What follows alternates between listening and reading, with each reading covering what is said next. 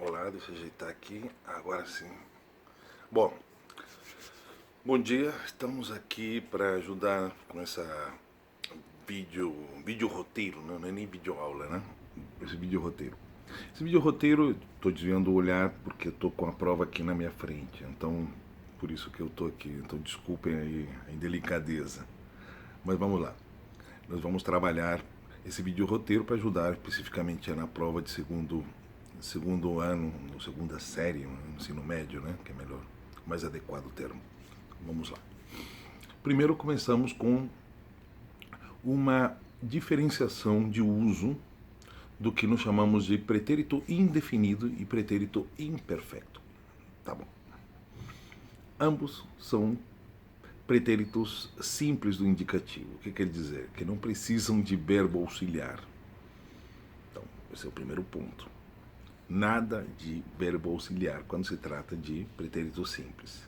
E especificamente nesse caso, o pretérito indefinido e o pretérito imperfecto. Tá, mas qual é a diferença? Bom, a diferença ela é muito simples. O pretérito indefinido se refere a um tempo concluído, um tempo pontual concluído. Pronto. Tomei café. Então, a informação que eu dei é que comecei a tomar café, terminei de tomar café em algum momento do passado. Essa é a informação do pretérito indefinido. Por que indefinido? Porque o verbo não me define a hora da ação. Só define que foi concluída e terminada. Se a gente for analisar isso com tranquilidade, a gente vai perceber uma coisa que é muito clara, né? A frase pode me dar a informação. Tomei café às 5 da manhã. Muito bem, aí foi a frase que me deu, não o verbo. Então, por isso que gera essa confusão. Porque você pode ter um pretérito indefinido dentro de uma frase com marcadores temporais. Então, desfeita essa confusão, eu tomei, eu comi, eu bebi, eu hablé, etc, etc, fazem parte desse rol de conjugações do pretérito indefinido. Deixa eu ver aqui se tem alguma coisinha aqui, alguma novidade. Bom, o pretérito imperfeito, já, por sua vez, tem uma diferença sutil. É uma ação interrompida no passado ou é inacabada. Por exemplo, nascia. Se estamos falando da minha vovó em 1905, a frase fica completamente absurda. Como que nascia? Ou seja, está mais de um século para nascer, é isso? Mas tudo, quando se fala de comunicação e literatura, depende do contexto, né? Podemos falar de uma ideia pode demorar para nascer. Sei lá. Por isso que eu nunca descarto, nunca trabalho com coisas absolutas, porque sempre tem uma possibilidade, uma exceção para ser usa. Mas o importante é pretérito imperfeito, ação interrompida. Por exemplo, vamos pegar o verbo tomar. Tomar café. Eu tomei café. Então, um pretérito indefinido. Em que momento tomei café? Vamos ficar na dúvida. Pretérito imperfecto. Pretérito imperfecto é uma ação interrompida. Eu tomava café. Então quer dizer que no ato, no passado, de tomar café, eu fui interrompido para além, ou parei para além da minha vontade. Alguma coisa me fez parar. Combinado assim? Então, eu tomava café. E o primeiro exercício é exatamente isso. Adequar os verbos que vão estar entre parênteses e vocês vão, dentro deles, estabelecer qual faz sentido e qual outro que não faz sentido. Como te disse, num texto que estamos falando sobre uma biografia, digo que minha avó nascia em 1905, obviamente que isso não faz sentido. Então, por isso que o bom senso vai prevalecer, o bom senso pedagógico vai estar presente nessa correção.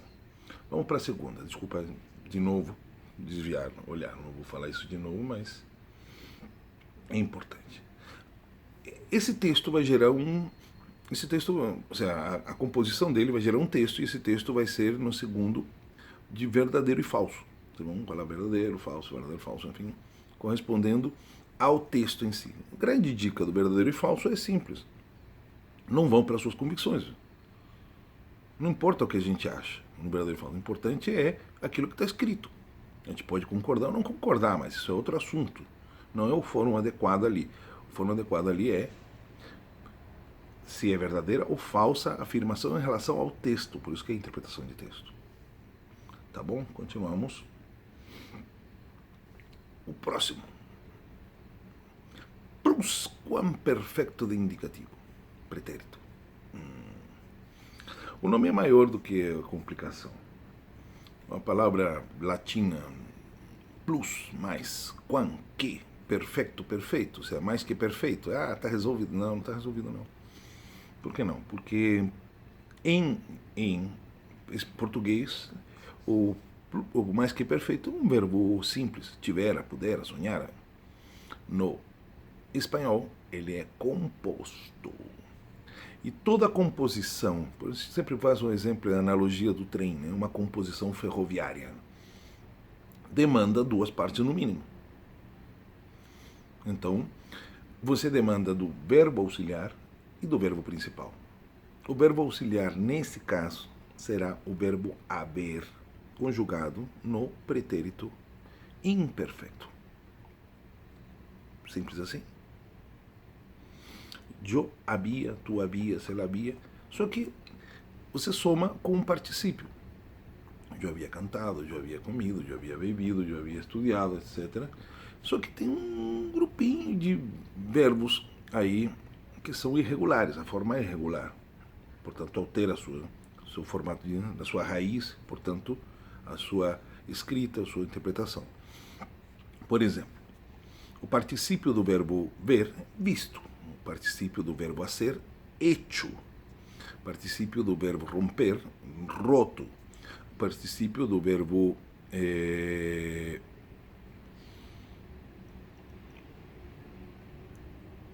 morir, muerto. E assim vai. Tem milhares, deixa eu ver se tem alguma aqui que é irregular. Tá, beleza. Então, vamos lá. Isso resolve? Se somar os dois, sim. Se for separado, não. Então, portanto, voltando ao verbo tomar, que deu exemplo do tomar, tomei, que é o indefinido. Tomava, que é o imperfeito. O pretérito plusquamperfeito seria eu havia tomado. Tu havias tomado. Ele havia tomado. Por quê? Porque em particípio, em sua forma regular, você troca o ar por ado. Er ou ir, terminação infinitiva, claro, por ido. Então, comer, eu havia comido. Comida é só particípio. Havia é pretérito imperfeito. Portanto, a soma dos dois que dá plusquamperfeito. E para que serve o pretérito plusquamperfeito? Serve para falar de ações anteriores a uma ação principal. Então, do passado, claro. Fui à escola. Antes havia despertado, havia levantado, havia desayunado, etc, etc, etc. E havia salido. Pretérito plusquamperfeito com a sua função de anteriorizar uma ação principal do passado. Fechou? Tá, vamos para o próximo. Numerales. Na aula, nós tivemos essa coisa dos numerales que foram interessantes, porque descobrimos que nem a matemática é ciência exata. Nem os números conferem. Um é um em qualquer lugar do mundo? Sim, mas um bilhão não é um bilhão em qualquer lugar do mundo. E essa foi a graça da aula, né? Em espanhol, por exemplo, os grandes números, e nós descobrimos que vamos preencher qualquer número. Tem uma dica fácil, mas vamos primeiro à informação da diferença. Quando você tem 3 zeros, 1000, 6 zeros, 1 milhão, Quando nós colocamos mais 3 zeros, o que seria 1 bilhão em português não é 1 bilhão em espanhol, seria 1.000 milhões em espanhol. Você colocar mais 3 zeros, 1 bilhão. Mais 3 zeros, 1.000 bilhões. Mais 3 zeros, 1 trilhão. Então, o que seria 1 trilhão para um espanhol, seria 1 quatrilhão para o português. E assim vai, números absurdos, né? Onde se aplica isso? Bom, a gente pode fazer dívida externa, a gente vai discutir dívida externa, a gente vai falar de bilhões, depende se estamos falando da moeda local. Então, por isso que, às vezes, é necessário quando você lê um jornal de investimento, coisa que lhe valha. E, no nosso caso, o segredo está na tabelinha que nós fizemos na sala de aula. Recupero essa tabelinha, por favor, recuperem, não eu recupero, recuperem vocês a tabelinha que nós fizemos com os zeros, não é isso? Do milhão, do bilhão, do mil milhões, 1 bilhão, mil bilhões, 1 trilhão, e assim vai. A questão está no seguinte: quando se utiliza o conector I, e esse é o segredo. Você pode ter tanto quanto quiser, tantos zeros quanto quiser, mas uma coisa você não pode falhar, é o conector. Então, o Y, ou Y em espanhol, ele entra somente entre unidade e decena. Portanto, não é 202, é 202. 1001, não 1001. 1001. E os números de 1 até 30 são indissociáveis.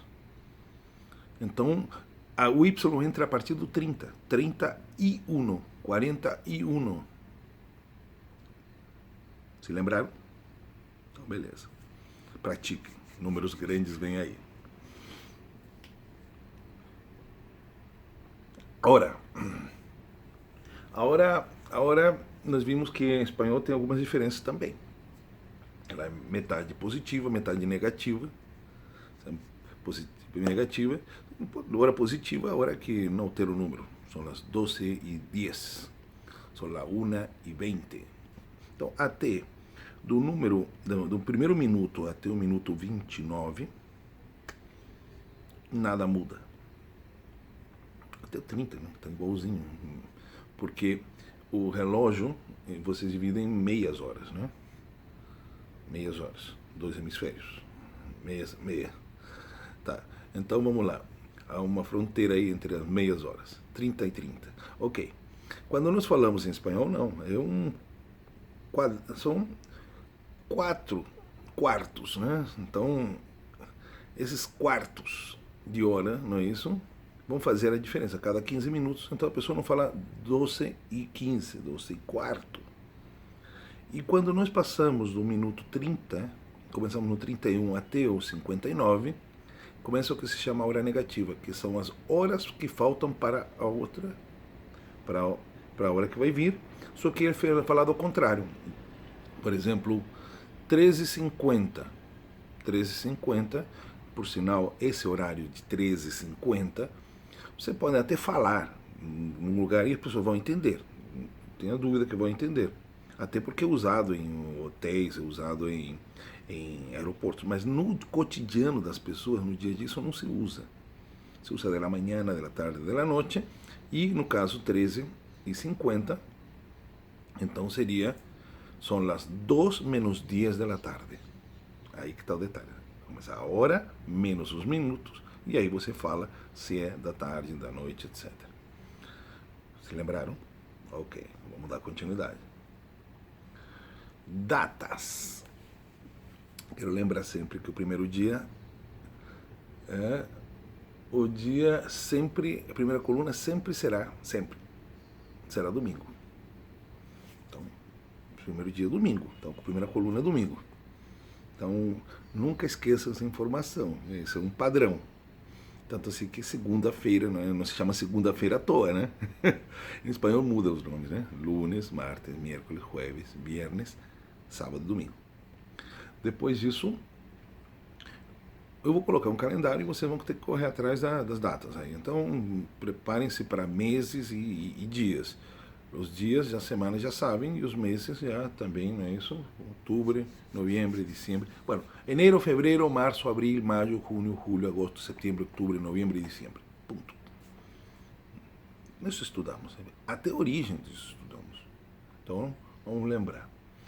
Por último, nós vamos ter uma imagem, uma provocação visual, uma metáfora visual, não é isso? Que claro que não vou entrar em juízo de valor desde que esteja dentro do campo amplo dos direitos humanos, ou seja, nenhum tipo de manifestação de barbárie será reconhecida, mesmo que bem escrita.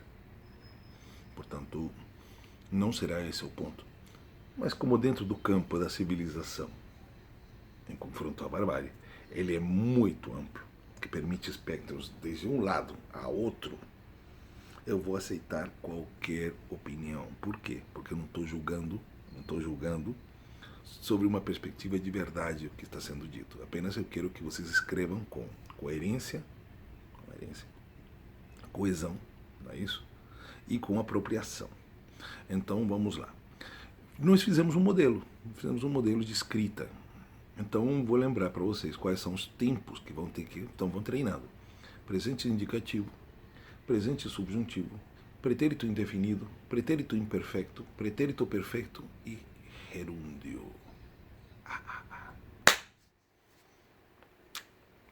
5 linhas e mostrar o que sabe. Combinado? Essa é a prova. Boa sorte. Estudem.